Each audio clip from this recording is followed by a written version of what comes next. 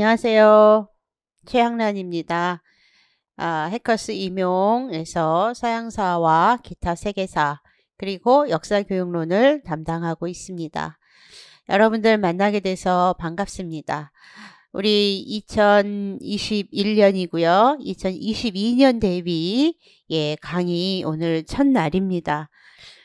새해를 맞이해서 여러분들 건강하시고 그리고 좀 더 여러분들이 원하는 그런 일들이 성취되는 멋진 그런 한 해가 되기를 기원합니다. 여러분들의 가장 큰 소원은 당연히 올해는 임용 시험에 합격하는 것이겠죠. 그래서 여러분들의 그 임용 시험에 합격해서 정말 올 한 해를 잘 마무리할 수 있기를 바라고 거기에 제가 할 수 있는 역할들을 최선을 다해서 이렇게 같이 할까 합니다. 여러분이 성공해야 저도 성공하는 것이고요. 여러분들이 큰 보람을 느껴야 저도 큰 보람을 느낍니다. 따라서 우리는 공동체적인 성격을 띠고 있습니다. 이 공동체가 잘 굴러가기 위해서는 저도 열심히 가르쳐야 되겠고 또 여러분도 열심히 또 공부하셔야 되겠고 저도 끊임없이 여러분들에게 잘 가르쳐 주기 위해서 또 잘 설명하기 위해서 저도 열심히 공부해야 됩니다. 일방적으로 가르침을 주고받는다기보다는 서로 이렇게 소통하면서 제 본분 다 하고 여러분들 본분 다 하고 그러면서 여러분들을 통해 또 저도 배우고 또 여러분들은 또 저를 통해서 배우는 그런 한 해가 돼서 이것이 선순환을 일으켜 가지고 여러분들에게 정말로 아주 긍정적이고 선한 영향력을 끼칠 수 있으면 좋겠다. 이렇게 생각하고 있습니다. 우리 한 해 정말 열심히 잘 달려봅시다. 막연히 잘 달리는 게 아니고 제대로 된 방향으로 잘 달려서 목표 지점에 확실하게 도달하도록 우리 잘 달려보도록 하겠습니다. 정말로 힘든 그런 시기를 우리가 작년에 보냈어요. 아직 며칠이 안 됐으니까 아직도 작년 올해 막 헷갈리긴 하는데 작년에 상당히 많이 힘들었는데 올해도 상반기는 좀 많이 힘들 거라고 예상을 하고 있습니다. 또 오늘 같은 경우에 엄청나게 춥죠. 지금 영하 17도 엄청나게 추워서 아침에 나올 때 힘들고 또 여러분들 아침에 일어나실 때도 힘들고 그런 어떤 날들이 어제부터 계속 지속되고 있습니다. 이 추위에 우리가 일어나서 출근을 하고 공부를 하고 여러 가지 이러한 그 열심히 달리는 그러한 모습을 보이는 것은 딱 하나죠. 우리가 원하는 걸 얻기 위해서이고 따라서 여러분들 그 원하는 거 정말 잘 이루기 위해서 올 한 해 열심히 공부하시고 계획하시고 또 계획한 것들 잘 점검하셔서 보완하시고 그렇게 해서 한 해를 정말 멋지게 정말 보람차고 알차게 보낼 수 있도록 그렇게 기원하고 저도 열심히 하겠습니다. 자, 그러면 우리 본격적으로 수업 시작해 보도록 하겠습니다. 우리가 이제 1월과 2월에는 주로 개론을 이제 공부하게 되죠. 그래서 먼저 서양사의 기초적인 이론들을 이 개론에서 공부를 해요. 그래서 이 개론에서 모든 걸 다 설명할 수는 없어요. 이러이러한 정도는 알아야 된다 하는 정도를 우리가 이제 공부하게 되고요. 여기에서 설명이 안 되는 부분들이라든가 혹은 더 설명이 돼야 되는 부분들은 우리 3월에서 5월에 핵심 이론 좀 더 공부할 때 그때 좀 더 구체적으로 설명하도록 하겠습니다. 자, 그러면 여러분들이 이제 교재를 갖고 있죠? 여러분들의 교재 우리 17페이지서부터 이제 해보도록 하겠습니다. 그 전에 여러분들에게 제 이 이메일 주소와 전화번호를 공개합니다. 여러분들이 공부하시면서 의문나는 거가 있다든가 여러 가지 면에서 같이 이야기를 나누고 싶을 때 대면이 굉장히 부담스럽죠? 그랬을 때 이메일이 여러분들에게 좀 더 편하다면 또는 카톡이 편하다면 여러분들이 편한 방식으로 소통해 주시면 되겠습니다.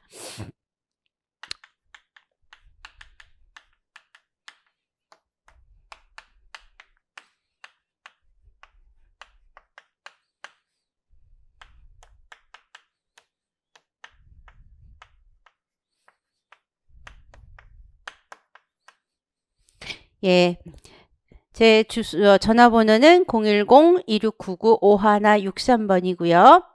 이메일 주소는 cliobleu nate.com으로 이렇게 항상 여러분들 질문하고 싶은 거가 있다든가 여러 가지 하고 싶은 이야기가 있다면 여기로 해주시기 바랍니다. 많은 학생들에게서 이제 아쉬운 점은 우리가 소통이 없고 교류가 없으면 여러분들이 지금 현재 학업 상태가 어느 정도인지 또 진도가 어느 정도 나갔는지 무엇이 문제인지 파악하기가 굉장히 어렵고 도움을 드리기가 어렵습니다.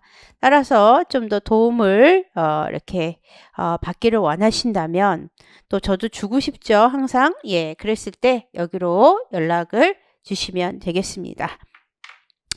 자, 그러면 우리 1강부터 시작해 보겠습니다. 1강 폴리스의 성립과 그리스 민주정의 확립입니다. 여러분들에게 교재가 있기 때문에 제가 따로 PPT 준비하지 않았습니다. 문제라든가 혹은 좀 더 모의고사 문제풀이라든가 이런 것들을 할 때는 PPT로 하고요. 이론적인 부분들은 제가 특별한 경우가 아니면 PPT나 이런 거 잘 안 쓰거든요. 그래서 여러분들에게 필요할 때는 그때그때 올려드리도록 하겠습니다. 자, 제일 먼저 이 폴리스의 성립과 그리스 민주정의 확립에서 제일 먼저 오리엔트 문명에 대해서 먼저 설명을 합니다. 오리엔트 문명, 동방 문명이죠. 이 오리엔트 문명을 배우는 이유는 우리가 서양 문명의 시작은 동방에서 동방의 문명의 영향을 받아서 시작했다. 이렇게 이야기하기 때문이죠.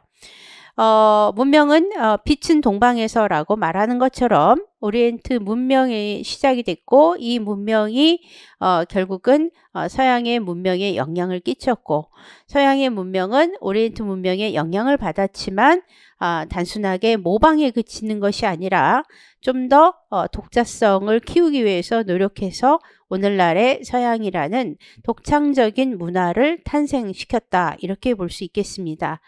그럼에도 불구하고 이 오리엔트 문명이 어떻게 영향을 끼쳤고 어떠한 역사 과정을 거치는지 우리가 기본적으로 배워야 하고요.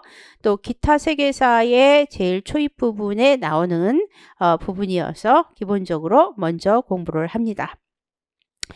이런 오리엔트 문명은 기원전 3000년경 이집트하고 메소포타미아 지역을 중심으로 해서 오리엔트의 정치, 경제, 사회, 문화적인 틀이 만들어지게 됩니다. 이 오리엔트 문명 안에서도 크게 이제 우리가 이집트와 메소포타미아로 나눴을 때 두 지역이 독자적인 발전을 하게 되고요.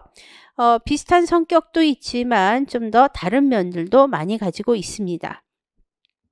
기원전 2000년경에는 바빌로니아, 신왕국, 그리고 히타이트, 크레타 문명 같은 것들이 이제 등장하기 시작하면서 국제사회, 당시로서의 국제사회가 형성이 되고요. 또 기원전 12세기 말에 페니키아, 헤브라이, 그리고 기원전 1000년경에는 아시리아, 페르시아 등이 출현하게 됩니다. 이 오리엔트 지역은 일반적으로 자연신을 숭배하고 있고요. 전제 군주 제도를 형성해서 관료제적 부역국가의 성격을 띱니다. 일반적으로 우리가 동방의 성향은 왕권이 상당히 강하고 또 전제 군주제를 그래서 좀 더 확실하게 실시한다 이렇게 볼 수 있겠습니다. 이러한 것들은 이제 기후하고 밀접한 연관성이 있고요. 기후를 어떻게 또 이 지리적인 이점들 이런 것들을 어떻게 통제하느냐 단점들과 함께 이런 것들을 통제하는 능력에 왕에게 상당히 많이 부여가 되고 그로 인해서 이제 왕권이 강화될 수밖에 없다. 이렇게 볼 수 있겠죠. 그것 때문에 많은 당시로서는 노예라든가 이 신화를 거느린 그런 이 부역국가 사회의 모습을 띠게 됩니다. 자, 그랬을 때 먼저 이집트 문명에 대해서 좀 더 공부해 보겠습니다. 이집트 문명과 이제 메소포타미아에 대해서 우리가 공부를 하는데요.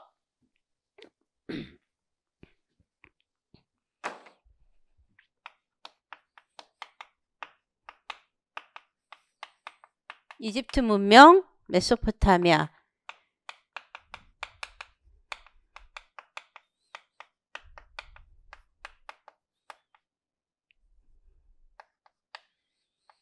이집트 문명과 메소포타미아 문명이 약간의 좀 차이가 있습니다. 일단 지형 자체가 차이가 있죠. 지형이 이집트는 폐쇄적이고요. 여기는 개방적입니다. 그 다음에 또한 이제 기본적으로 국왕에 대한 이 그 성격 여기는 신의 현신이다 이렇게 보는 거고요. 여기는 신의 대리인이다 이렇게 바라보고 있는데요.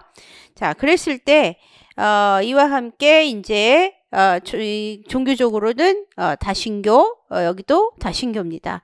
그러나 이제 이집트 같은 경우 중간에 이제 일신교로 전환하기도 했고요. 그 다음에 이 재산적인 측면, 경제적 측면에서 모든 재산은 국왕의 소유. 소유라는 생각을 갖고 있고 여기는 국왕 소유, 개별 소유, 소유와 개별 소유가 공존을 합니다. 같은 동방 문명이지만 성격이 조금씩 다르고요. 또 한편으로는 종교관에 있어서 여기는 내세적이고 여기는 현세적입니다. 자, 그렇게 되는 이러한 어떤 차이가 나는 배경은 이러한 어떤 기후 그리고 지형하고 관련이 많습니다. 이집트는 환경적으로 굉장히 폐쇄적입니다. 그래서 폐쇄적인 지형이기 때문에 외적의 침입이 별로 없습니다. 외적의 침입이 별로 없기 때문에 한 왕조가 들어서게 되면 계속해서 그 왕조가 아주 특별한 일이 있지 않는 한 오랫동안 유지된다라는 특성이 있습니다. 반면에 메소포타미아는 지형이 개방적이고 그러다 보면 외적이 많이 침입을 하죠. 그래서 한 왕조가 오랫동안 지속되기가 어렵고 그래서 다양한 왕조의 변천이 이루어지고 있습니다. 그래서 정치적 변동이 아주 상당히 심하다. 이렇게 볼 수 있겠고요.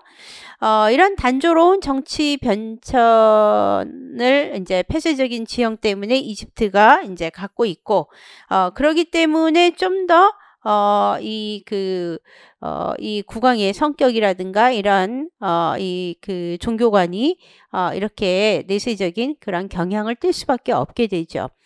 왜냐하면 이집트가 이제 이 한 왕조가 오래 지속이 되면서 한편으로는 이 왕권이 상당히 강력해지고 그런 왕권이 강력하면서 현실 속에서 만족스러운 나름대로 그들에게는 그런 삶이 유지가 되기 때문에 죽어서도 그런 삶이 지속되기를 바라겠죠.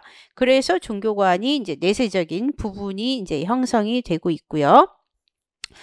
그 다음에 이제 메소포타미아 같은 경우에는 이 국왕 소유와 개별 소유가 공존하면서 조금 더 약간은 서양의 이 모습으로 나타날 수 있는 이러한 부분들이 좀 더 다른 점으로 얘기할 수 있고 외적의 침입이 잦아서 언제 어느 때 죽을지 모른다는 그 두려움이라는 걸 항상 갖고 있습니다.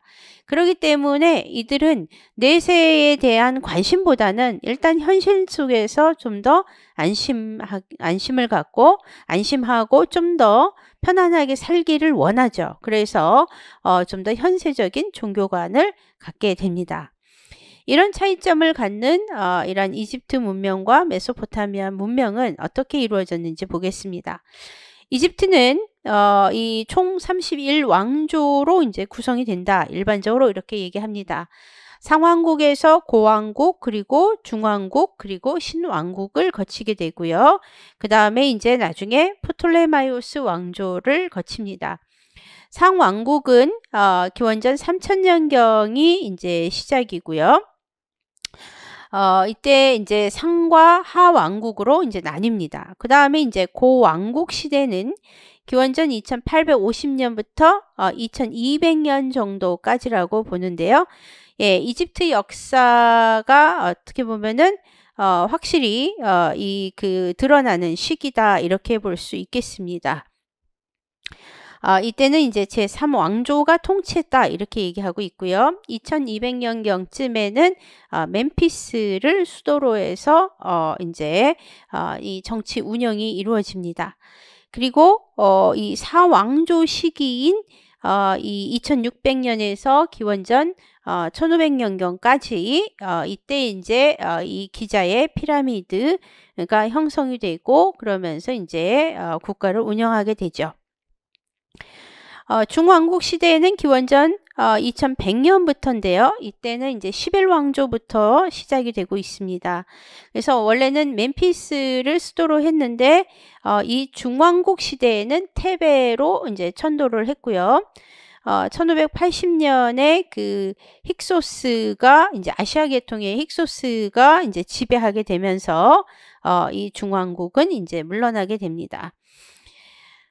이 힉소스가 이제 1680년부터 1580년경까지 이제 지배를 했고요. 그 이후에 이제 신왕국이 등장합니다. 이 신왕국이 등장하면서 예, 이 한때 25왕조로 이제 이루어지는데 예, 기원전 8세기에서 7세기경 쿠시 왕조였던 에티오피아에 잠시 예속이 되기도 했고요. 그리고 이제 나중에 프톨레마이오스 왕조로 이제 건너가게 되죠.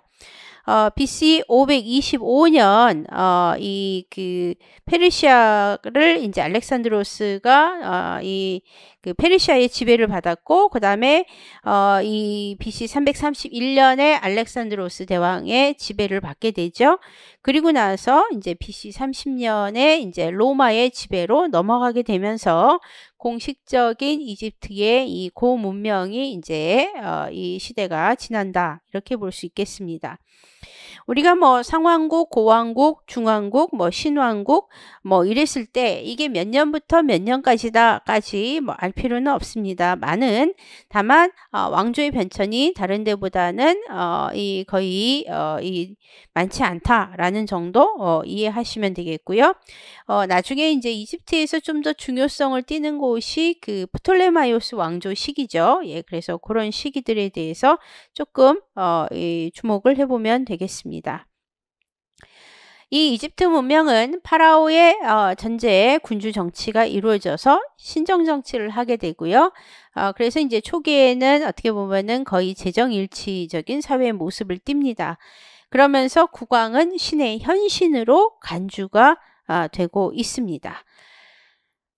이 국왕이 전 국토를 소유하고 경제활동을 통제하였다라고 이렇게 알려져 있고요. 예, 또 종교 같은 경우에는 태양신, 태양신을 라 또는 레라고 하죠. 예, 그랬을 때 이 태양신 중심의 다신교 사회를 형성했습니다. 뭐 신화에 있어서 오시리스 신화가 있죠. 예, 농업의 신 오시리스하고 그 아내가 이시스. 예, 그랬을 때 이 그 오시리스의 동생이 세트고 결국은 이 세트가 이 오시리스를 죽이게 되죠. 그 아들이 그 오시리스와 이시스 사이에 태어난 아들이 그 호루스고 이 호루스의 화신이 곧 뭐냐? 파라오다. 이렇게 이 생각을 하고 있습니다. 그렇기 때문에 국왕은 신의 현신이 되는 것이죠. 예, 그리고 좀 더 이 내세적이고 낙관적인 성향을 띠기 때문에 그 예로서 미라라든가 사자의 서라든가 오시리스 신화가 나타나고 있습니다. 태양력을 사용했고요. 또 측량술, 외과 의학이 발달했고 또 신성문자인 이 상형문자를 사용하게 됩니다. 이러한 이집트 사회가 형성이 되면서 문명이 유지가 됐고 그런 가운데 기원전 14세기 아멘호텝 4세가 종교 개혁을 하게 됩니다. 그래서 다신교에서 일신교로 이제 전환을 하게 되죠. 다신교에서 일신교로 전환을 하게 되고 그런 상황에서 예, 이 태양신 아톤으로 자기 자신을 이제 태양신이 이 시기에는 과거에는 라 혹은 레였다면 이때는 이제 아톤으로 이 그 자리 잡게 되고 그러면서 자기 자신을 이크나톤이라고 이제 부르게 되는 거죠. 그러면서 이제 이때 이제 수도를 이 그 테베에서 아마르나로 이 천도하게 됩니다. 예, 그래서 우리가 아멘호텝 4세를 알아야 되는데 이게 시험에 재작년에 나왔었죠. 예. 그래서 이크나톤으로 해서 자기 자신을 이크나톤으로 이제 명명하게 되는 거고 이크나톤의 개혁이다. 일반적으로는 이렇게 얘기합니다. 그래서 다신교에서 일신교 숭배로 이제 나오게 되죠. 그래서 태양신 아톤을 이제 숭배하게 되는 거고요. 수도를 테베에서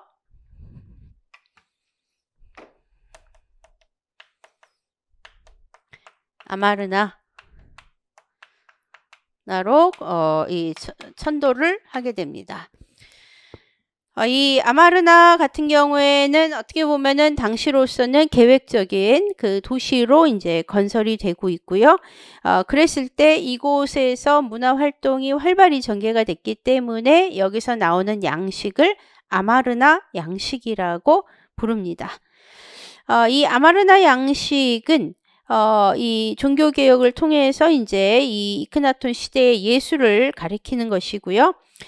좀 더 기존의 전통주의적 양식, 즉 기존의 전통주의 양식은 과거의 것들을 그대로 어떻게 보면 답습해서 기본적으로 어떤 유적을 만든다, 유물을 만든다 했을 때 그 틀이 고정화되어 있었는데 이런 것들을 계속 반복해 왔어요. 그런데 이런 틀을 깨고 예, 좀 더 생동감 넘치는 자연주의 경향의 예술을 좀 더 보여줬습니다. 그래서 새롭게 등장하는 게 아마르나 양식이고요. 이 아마르나 양식이 이 시험에 나왔죠. 예, 그래서 이 아마르나 양식의 어떤 생동감, 좀 더 자연성, 이것을 부각시킨다. 이런 특징이 있다. 이런 것 정도 이해하셔야 될 것 같습니다. 이렇게 이집트 문명에 대해서 우리가 이제 간략히 살펴봤고요. 그 다음에 이제 메소포타미아 문명은 좀 더 이 여러 변천을 겪게 되죠. 교역이 굉장히 심했던 성행했던 그런 곳이고 정치적 변동이 심했습니다. 문화의 시작은 BC 3500년경부터 3100년 우르크 시대가 있었다 이렇게 얘기하고 있고요.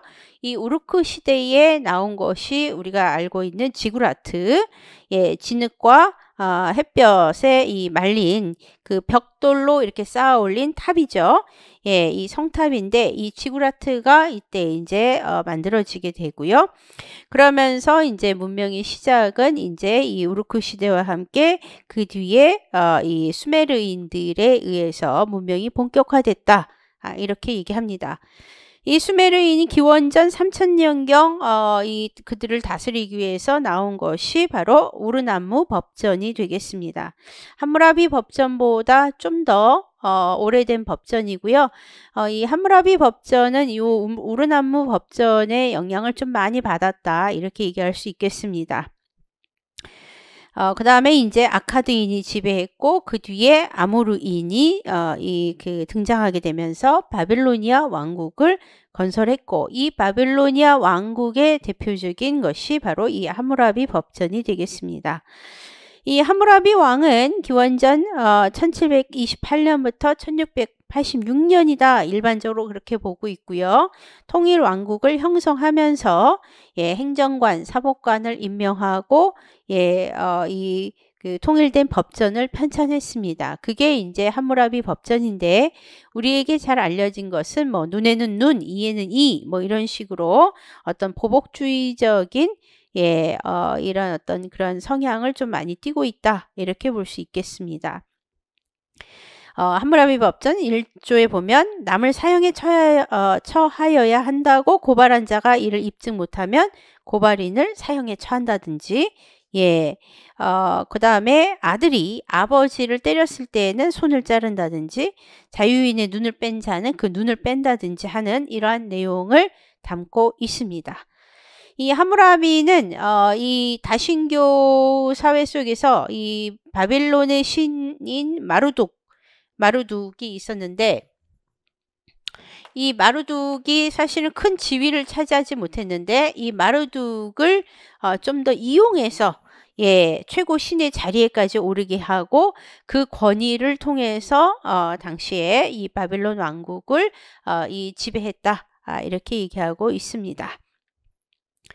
이 메소포타미아 문명 사회는 역시 전제 정치고 국왕은 신의 대리자다, 이렇게 간주가 되고 있습니다.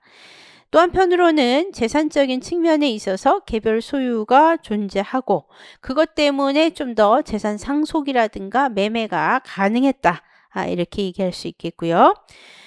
동시에 이 외적의 침입이 많아서 이 좀 더 현세적인 경향을 종교관에 있어서 띠게 되는데, 그 현세관의 대표적인 것이 바로 길가메시 서사시가 있습니다. 그래서 현세적인 성격의 이제 우리가 얘는 길가메시 서사시. 이 신의 노여움을 산 길가메시하고 이 길가메시를 응징하러 왔던 그런 괴력의 사내가 엔키두라는 사내가 있었죠. 이들이 친구가 돼요. 그랬을 때 이 친구가 후일 죽게 됐을 때 이 그 불사의 그것을 추구하게 되는 거죠. 그래서 이 불사의 열쇠를 찾아 헤맸는데, 나중에 이게 이제 실패하게 되고, 그런 가운데에서 이 죽음을 한 인간으로서 조용히 받아들인다는 내용이고, 따라서 죽을 수밖에 없는 인간이 그나마 살 수 있는 것은 현실적으로 현실 속에서 좀 더 즐겁게 즐거움을 찾아서 살라라는 내용을 담고 있습니다. 그래서 이 길가메시 서사시가 아주 대표적인 것이고요. 또 이 길가메시 서사시의 그 홍수 신화라든가 이런 것들이 하나의 배경으로 나오고 있습니다. 그 다음에 이제 이 달력에 있어서 이집트는 태양력을 썼고요. 또 이 메소포타미아는 태음력을 썼고요. 또 메소포타미아 같은 경우에는 점성술에 상당히 능하고 설령 문자 그리고 60진법을 사용했다, 이렇게 알려져 있습니다. 그래서 우리가 기본적으로 이 문명이 오리엔트 문명에서 시작됐다라는 거하고, 그 다음에 이집트하고 이 메소포타미아 문명이 어떤 차이가 있는지 한번 살펴봤습니다. 그 다음에 이제 세 번째, 동부 지중해 지역은 어떤지 한번 보겠습니다. 동부 지중해 지역은 히타이트하고 페니키아하고 헤브라이 이 셋이 중심적 역할을 했습니다. 이 히타이트에서 우리가 이제 중요하게 생각하는 것은 철기 문화입니다. 이 소아시아 지역에서 발흥을 했고요. 인도 유럽어족으로 최초 철기를 사용했습니다. 우리가 이제 지리적으로 좀 알아야 되는 게 있는데, 이제 소아시아가 어딘지 이 의외로 모르는 학생들이 꽤 많습니다. 우리가 특히 임용 준비하면서 예, 여러분들이 이제 나중에 선생님이 되시기 위해서 공부를 하시는 건데, 그랬을 때 우리 학생들에게 좀 더 역사를 잘 가르쳐 주기 위해서 이제 중요한 것이 바로 지리적인 것들이죠. 예, 이 지리적인 것들을 잘 이용해야 되는데, 터키가 유럽의 끝에 있는 그 콘스탄티노플이고, 거기서 다르다닐스 해협을 건너면 바로 아시아 쪽으로 연결이 되죠. 그랬을 때 터키 앙카라는 요 아시아 쪽에 이렇게 있게 되는데, 그때 그 큰 시리아 바로 위에 넓은 터키 부분을 차지하고 있는데, 이쪽을 일반적으로 우리가 이제 소아시아다 이렇게 얘기하고 있습니다. 이 히타이트는 최초로 철기를 사용했고, 이 철제 문화를 가지고 있는 것 자체가 당시에는 굉장히 어떻게 보면은 극비였죠. 극비사항이고 첨단 하나의 무기였다 이렇게 봐요. 그랬을 때 이 히타이트에서는 국왕은 귀족 중에 최강자로 군림해서 좀 더 메소포타미아의 지배자하고는 좀 다른 성격을 보이게 되는데요. 이 히타이트가 오래가지 못하고 금방 멸망을 했는데, 오히려 히타이트가 멸망하면서 그들이 비밀로 유지해왔던 철기 문화가 오히려 더 널리 퍼지게 되는 그런 결과를 가져오면서 이 메소포타미아 지역이 전반적으로 철기 문화를 수용하게 됐다, 이렇게 볼 수 있겠습니다. 그래서 히타이트에서 우리가 꼭 알아야 되는 건 철기 문화, 예, 그거 철기 사용 알아야 되겠고요. 페니키아 하면 기본적으로 우리가 알파벳이시죠. 이 해상 활동을 통해 미래의 카르타고를 건설했죠. 예, 그래서 페니키아를 이제 로마식으로 포에니 이렇게 부른 거 아니에요. 그래서 포에니 전쟁이 이거하고 연결이 많이 되죠. 나중에 카르타고하고 지중해 무역을 독점했고요. 이 오리엔트 문명을 유럽에 전파해주는 역할을 많이 했습니다. 이 알파벳의 본원적 근원을 제시한 곳이 이 페니키아고요. 그 다음에 이제 헤브라이, 예, 헤브루, 헤브라이, 예, 여기에 이제 이 기본적으로 이제 유대인들의 어떤 본 고장이다 이렇게 볼 수 있겠죠. 다윗과 솔로몬의 어떤 전성기를 보냈고, 나중에 이 이스라엘과 유대로 분리가 됩니다. 기원전 933년에. 그리고 이제 나중에 아시리아하고 신바빌로니아의 멸망을 당하게 됩니다. 그러면서 이제 등장하는 게 바벨론 유수죠. 귀족들이 귀족과 왕족들이 결국은 이제 이렇게 민족들이과 함께 끌려가는 거잖아요. 예, 죄인처럼. 예, 이 눈 뽑히고 뭐 이렇게 해가지고. 자, 그랬을 때 이런 바빌론의 유수 사건을 겪게 되고, 그 이후 페르시아 시대에 석방을 받아서 석방돼서 예루살렘을 재건하기도 했습니다. 그러나 결국은 중간에 불경건과 계속 부패한 이 삶이 지속되다가 나중에 이제 로마의 지배로 넘어가게 되는 것이죠. 이들도 초기에는 여러 신들이 있었습니다. 처음부터 일신교 사회는 아니었어요. 그러나 이 여호와를 중심으로 하는 일신교 사회를 확립하면서, 예, 이 그리스도의 모체, 즉 헤브라이즘의 기원을 형성하면서 유대교의 기본을 놓게 됐다, 이렇게 얘기할 수 있겠습니다. 자, 그래서 히타이트는 철기, 예, 페니키아는 알파벳, 헤브라이는 기독교의 모체의 본고장이다. 이 정도만 아시면 될 것 같습니다. 이렇게 이 동방 지역은 상당히 여러 문명들이 이제 다양하게 나타나면서 이 변화, 발전을 거듭하게 됐고요. 그런 가운데 이렇게 흩어져 있던 오리엔트를 결국은 아시리아와 페르시아가 통일을 하게 됩니다. 이 아시리아는 원래 그 셈족 계통은 아니었다고 해요. 예, 셈족 계통은 아니었는데 나중에 이제 셈화 되었다. 그래서 일반적으로 그 서양사 개론에는 셈족의 한 갈래다. 또 여러 백과사전엔 그렇게 나오는데 좀 더 상세하게 알아보니까 셈족은 원래 아니었다 이렇게 얘기합니다. 그러나 이제 셈화되면서 이제 셈족의 문화를 적극적으로 수용했다 이렇게 얘기하는 곳이고요. 이미 BC 3000년경부터 이들의 존재가 나타나요. 그래서 여기에 보면 여러분들 교재에 아시리아가 연도해서 기원전 671년부터 612년으로 되어 있는데요. 이거는 아시리아가 계속 그 전부터 존재했지만 제국을 본격적으로 형성해서 그 움직인 때는 요때다라는 게 바로 연도가 그래서 이렇게 차이가 나는 겁니다. BC 3000년경 아수르라는 도시를 건설을 했고요. 이들은 주로 메소포타미아 북부 지역에 거주를 했습니다. 그러면서 이제 계속해서 이들이 존재해 왔고요. 초기에는 이 바빌로니아 왕국의 지배를 많이 받았습니다. 그러다가 철기 문화를 빨리 수용해서 다른 나라보다 좀 더 빨리 수용해서 우수한 철제 무기와 그 다음에 이제 기마대 이것을 활용해서 정복 활동에 나서게 됐어요. 그래서 이 아시리아는 그 철제 무기와 그 기마 전차 이런 걸 이용해서 정복한 것으로 아주 유명합니다. 그런 가운데 이제 기원전 700년경까지 메소포타미아 지역에서 시리아, 팔레스타인 지방 그리고 이제 이집트에 이르는 이런 지역들을 서서히 통합하는 데 성공했다고 해요. 그래서 이제 기원전 8세기경 오리엔트를 최초로 통합했다 이렇게 볼 수 있겠습니다. 그래서 통일이라기보다는 통일이라고 하면 7세기가 맞고요. 예, 그냥 전반적으로 8세기경이 요 정도의 이제 통합을 했다. 이렇게 보는 것이죠. 통합을 하고 7세기경에 본격적으로 통일하면서 아시리아 제국을 형성했다라고 볼 수 있어요. 그래서 그 연도의 차이가 조금 있기는 합니다.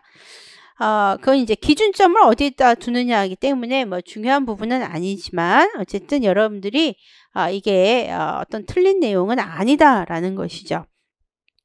그래서 아시리아가 이 기본적으로 이 페니키아를 접수하게 되는 게 이제 기원전 700년경이고요. 헤브라이와 이스라엘은 기원전 722년경입니다. 그리고 이제 수메르하고 아카드가 796년이고요.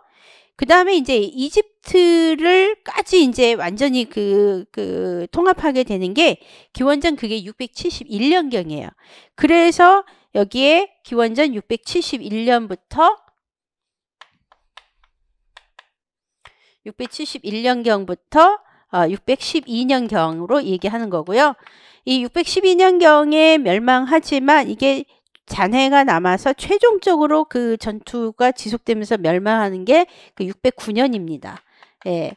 그래서 보통은 어떤 책은 612년으로 어떤 자료에서 보면 609년으로 쓰여 있는 이유가 아주 완전한 멸망은 이게 이제 잔해까지 없어지는 건 요때다 이렇게 보고 있고 기본적으로 패배가 완전히 짙어져서 몰락하는 시작이 여기다 이렇게 보고 있어요. 그래서 이 이집트까지 정복을 해서 완전 통일하고 아시리아 제국을 형성하는 게 요 시기.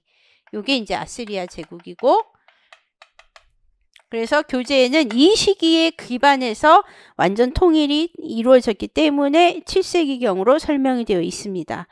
예, 그래서 그 전부터 8세기경을 중심으로 해서 이제 계속 통합해 왔고 최종 통합이 요때 이루어지기 때문에 요 7세기경이다 이렇게 썼고요. 가혹한 통치로 워낙 유명합니다. 메디아, 그래서 리디아, 신바빌로니아, 이집트 4국으로 얼마 못 가서 분열이 됐어요. 그러니까 제국 자체로는 몇십 년 안 되잖아요. 그래서 아주 긴 역사에 비해서 오랫동안 정복 활동을 통해서 성장했지만 막상 제국을 형성하고서는 얼마 못 갔다. 예, 그렇게 얘기할 수 있겠습니다. 7세기 말 붕괴하게 되고요. 예, 이 나중에 이 수도를 이제 이 니네베라는 곳으로 옮기게 됩니다. 그리고 나서는 이제 메디아, 리디아, 신바빌로니아, 이집트가 있을 때 메디아, 리디아, 신바빌로니아, 이렇게 이 사국으로 이 아시리아 제국에서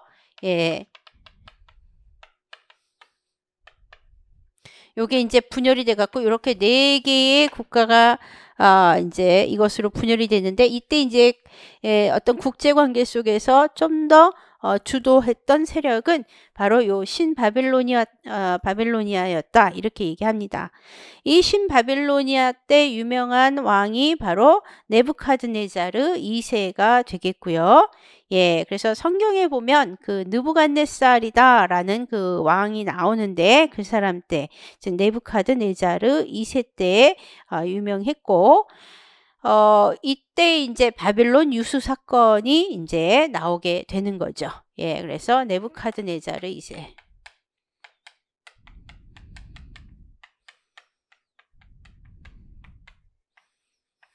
그래서 이때 이제 바빌론 유수 사건이 탄생했다, 발생했다, 이렇게 볼 수 있겠습니다. 그런 상황에서 결국은 하나 둘씩 이 4개의 국가들을 이제 하나 둘씩 이제 점령해 가면서 이제 통일하게 되는 게, 그게 이제 페르시아가 되겠습니다. 이 페르시아는 주로 이 아케메네스 왕조가 중심이 돼서 그 역할을 하게 되는데요. 그 중에 이제 대표적인 왕들이 이제 3명이 있습니다. 그래서 그 3명에 대해서 우리가 좀 알 필요가 있겠죠. 제가 키가 작아가지고 이 칠판이 넓은데도 불구하고 칠판을 다 이렇게 활용을 하지 못하고 있어요. 어떤 선생님은 저 위에까지 이렇게 다 쓰시는데, 그럴 때는 좀 내가 키 큰 거 그렇게 크게 부러워하지 않았는데, 그럴 땐 조금 부럽습니다. 자, 맨 처음에 이제 이 아케메네스 왕조에서 제일 이제 우리가 알아야 되는 게 페르시아의 키루스 대왕입니다.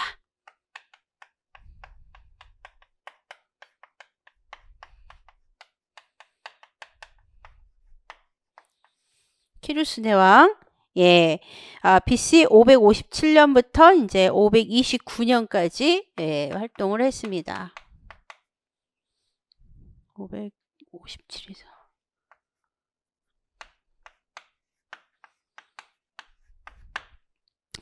이 페르시아의 키루스 대왕이 있고요. 그 다음에 이제 캄비세스가 있어요. 그래서 두 번째가 캄비세스. 그 다음에 이제 3번째가 다리우스.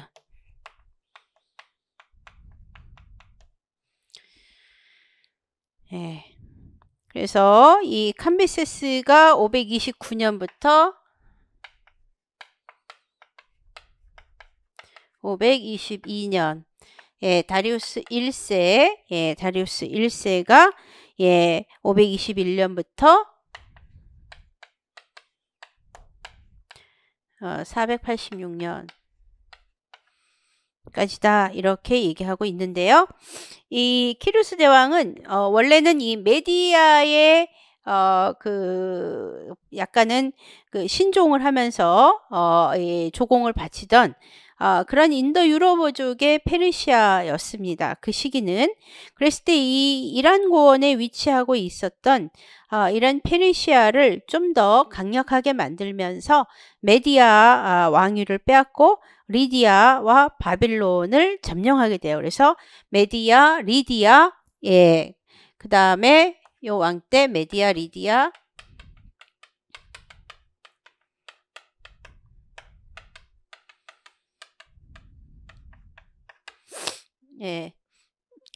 이 바빌론을 이제 점령하게 되고요. 캄비세스 때는 이제 이집트, 여기 이제 신바빌로니아겠죠. 여기를 이제 점령을 한 거고요. 그 다음에 이제 다리우스 때는 영토를 더 확장해서 오리엔트 전체를 완전 통합한 것으로 이야기하고 있습니다.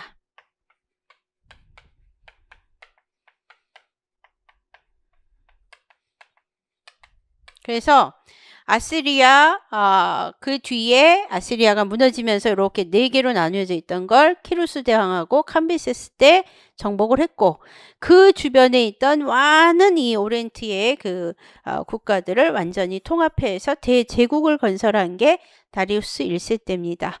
예, 그래서 수사부터 리디아의 사르디스에 이르는 1600마일의 왕도를 건설했는데 이 시기가 이 아케메네스 왕조 시기에 이루어지죠.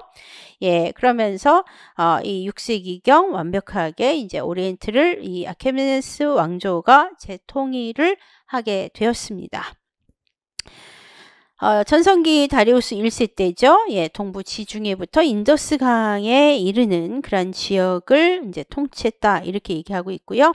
9년제를 실시했습니다.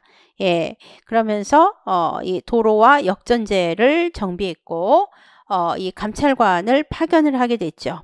예, 그래서 뭐 왕의 도로, 왕의 눈, 뭐 왕의 귀, 뭐 이런 이야기가 나오는 게 바로 요 다리우스 대왕 때죠. 예, 그러면서 예, 관대한 통치를 통해서 유대인을 해방시키기도 했고요.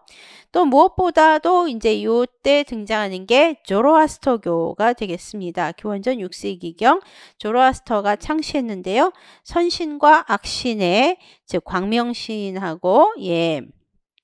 그 악신이 있죠. 예, 그래서 이 선신과 악신의 이원적 종교를 통해서 좀 더 최후의 심판이라든가 부활이라든가 예, 구세주의 어떤 그런 내용들을 담고 있는데 이런 것들이 결국은 나중에 유대교와 크리스트교, 이슬람교 또 우리나라라고 그러면 좀 그렇지. 대승불교 이런 데 이제 영향을 끼치기 시작을 했고요. 예, 이 페르시아 왕들이 바로 이 아우라마즈다의 권위를 이용해서 이제 왕권 강화를 했다. 이렇게 얘기할 수 있겠습니다.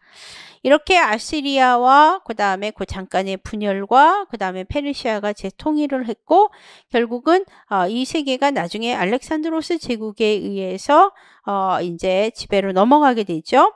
그 다음에 이제 로마로 편입되고 나중에 이 파르티아로 이제 분열이 돼서 나오고요.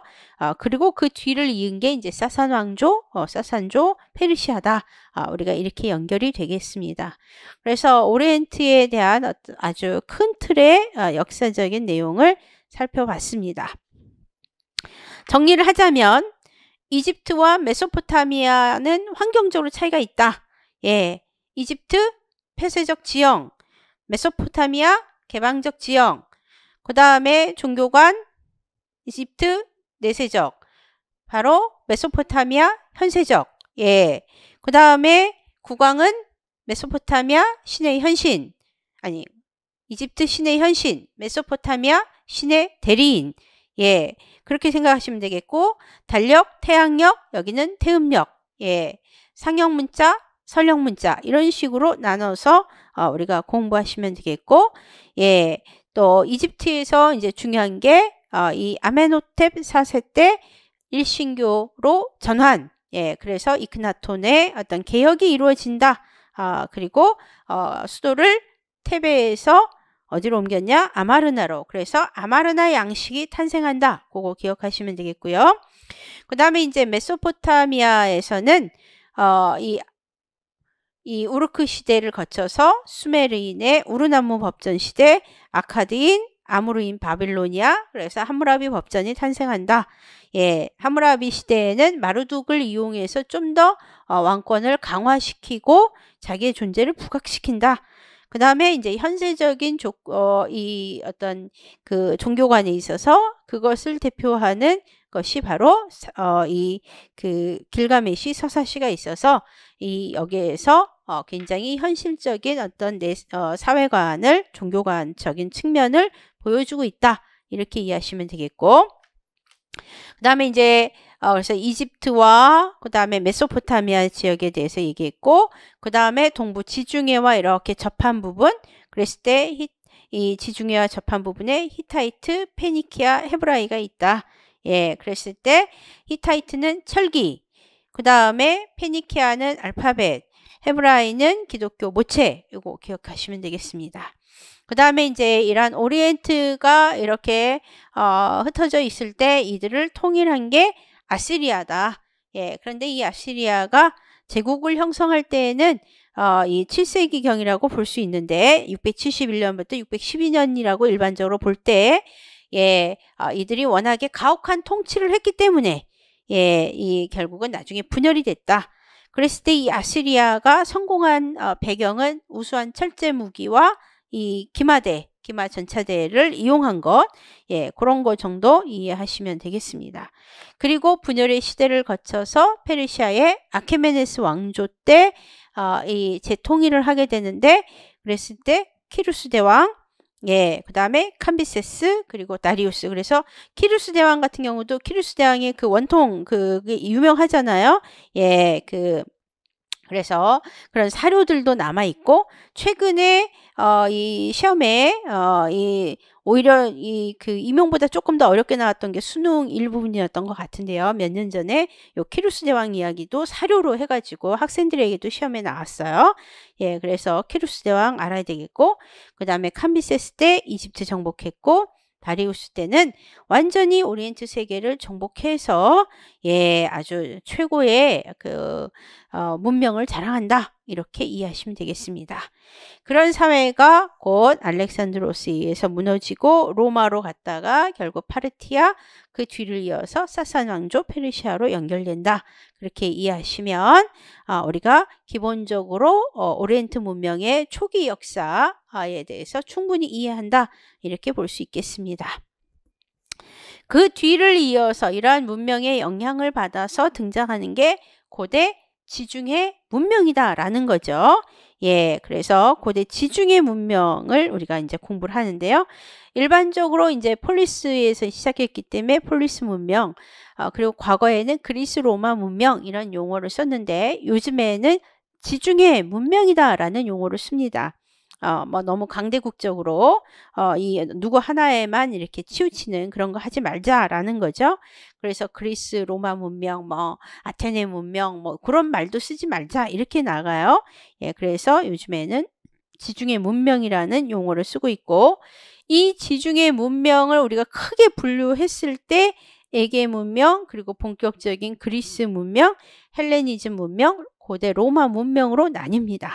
예, 그랬을 때 이 처음에 동방 문명을 모방해서 시작했지만 곧바로 이제 이 모방에 그치지 않고 독자적인 문화를 형성하도록 나아갔다. 우리가 그렇게 기억하시면 되겠습니다. 자, 이제 조금 쉬고 바로 에게 문명과 지중해 문명, 그리스 문명은 어떠한 역사를 보여주는지 보도록 하겠습니다. 자, 쉬겠습니다.